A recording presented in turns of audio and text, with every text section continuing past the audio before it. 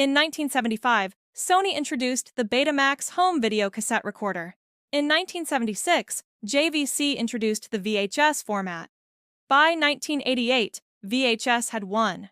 Betamax was discontinued in the United States in 1993. Sony eventually introduced its own VHS machines. The standard version of this story is a technology narrative. VHS won because of longer recording times. Betamax could initially record only 1 hour, not enough to record a full movie. VHS launched with a 2-hour capacity. The standard version is incomplete in a specific way that changes the lesson. Recording time was a factor. It was not the primary factor. The primary factor was something that the engineers who designed Betamax were either unaware of or chose not to prioritize. And that choice was not about technical specifications. It was about market development strategy. Sony kept the Betamax format proprietary.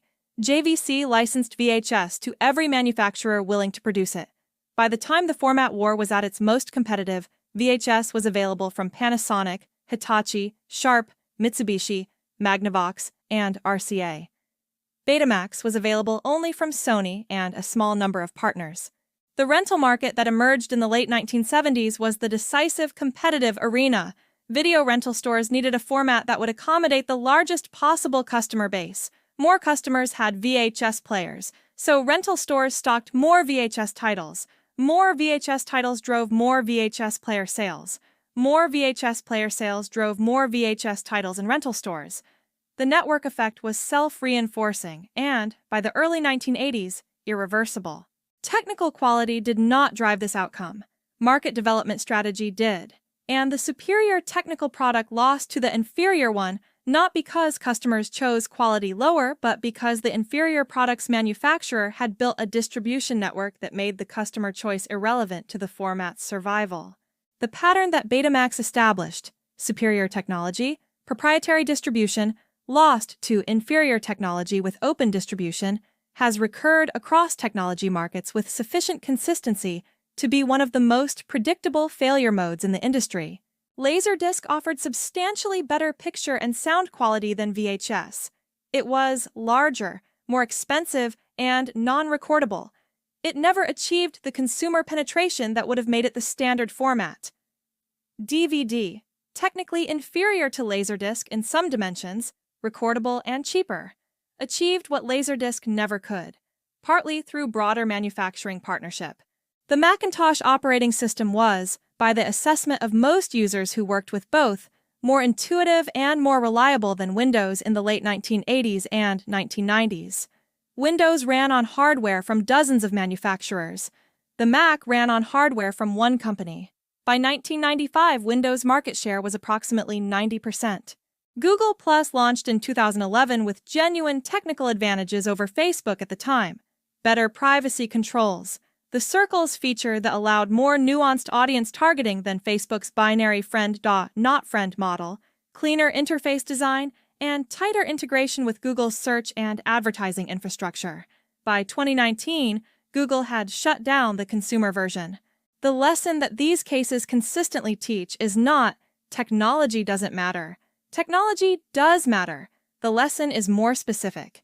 Technology is a necessary condition for winning, but it is not a sufficient one. The sufficient conditions include distribution, ecosystem, and network effects.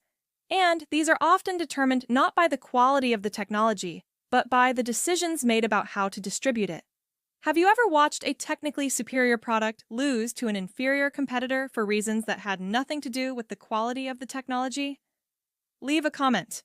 The Google Plus case is particularly instructive for the current technology environment because it is recent, well-documented, and involves a company that had every resource advantage a technology competitor could possess. Google in 2011 had more engineers, more capital, more existing user relationships, and more data infrastructure than any competitor in the world. Its failure with Google Plus was not a resource failure. It was a strategic architecture failure. Google Plus was designed as a separate social network that users would choose to visit. Facebook was the incumbent in that model, with network effects that were already deeply entrenched. Google was asking users to rebuild their social graph on a new platform, to reconnect with the people they knew, re-establish the relationships they had built, recreate the accumulated history of shared content, when those same relationships already existed on a platform most of their connections were using. The Circles feature, genuinely superior to Facebook's friend model, was not compelling enough to motivate the complete social graph migration that using Google Plus as a primary social network required. The feature advantage was real, but insufficient to overcome the network effect disadvantage. What Google should have done, and what some internal Google Plus advocates reportedly argued for before and during the launch, was integrate social features directly into existing Google products that people were already using daily: Gmail, YouTube, Google Search, Google Maps. The social layer would then have been built on top of existing daily behavior, rather than requiring a separate daily behavior to be established. The integration approach would have made Google Plus less of a social network competitor to Facebook, and more of a social infrastructure layer beneath everything Google.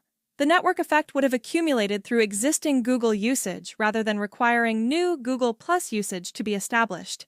If the specific strategic architecture decision, separate product requiring new behavior versus integrated feature enhancing existing behavior, is what makes this channel worth your time, the like is the direct signal. The engineers who built Google Plus were not working on a failed product because the technology was inadequate. By multiple accounts from people who worked on it, Google Plus was a genuinely impressive piece of engineering. The privacy controls were real, the Circles model was thoughtful, and the infrastructure was built to scale. They were working on a product that had been positioned incorrectly in the market, positioned as a social network competitor, when its strongest potential positioning was as a social infrastructure layer. That positioning decision was made above the engineering team, as part of a strategic vision that Google's leadership believed was correct. The 90 people who were working on Google Plus Consumer when Google shut it down in 2019 were not told in advance that the product would be discontinued. The announcement came in the context of a separate privacy data exposure incident that gave Google reason to accelerate a decision that had probably been coming for some time. The gap between the quality of what these engineers had built and the outcome the product produced is the specific human experience of working on technically excellent work that loses to a worse product for non-technical reasons. This is a common experience in technology. It is rarely named as such. The practical lesson from every case in this category, Betamax, Laserdisc, the Mac, Google+, is specific and actionable before the failure has occurred. When evaluating a new product or technology, the relevant questions are not only, is this technically better? The relevant questions are, how does a new user adopt this if their existing social or commercial relationships are established on a competing platform? What switching cost does adoption require? Is adoption of this product a standalone decision, or does it require adoption from others in the user's network to generate value? For products where value is network dependent, where having the product is most valuable when people you know also have it, technical superiority does not overcome network effect disadvantage unless the distribution strategy is specifically designed to address the network problem. Betamax lost not because it was worse. It lost because Sony chose proprietary distribution at the exact moment when open distribution would have created the network effect that proprietary distribution prevented. VHS didn't win because it was better. It won because it was everywhere. The next episode looks at a case where the plan was technically sound, the product was excellent, and the failure came from the one variable that no stress test had modeled, the conditions that would arrive after the product had already shipped. This content was developed with the support of artificial intelligence tools and underwent human review, editorial curation, and approval before publication. The analysis presented here is strictly educational and philosophical in nature, grounded in behavioral psychology and classical stoicism.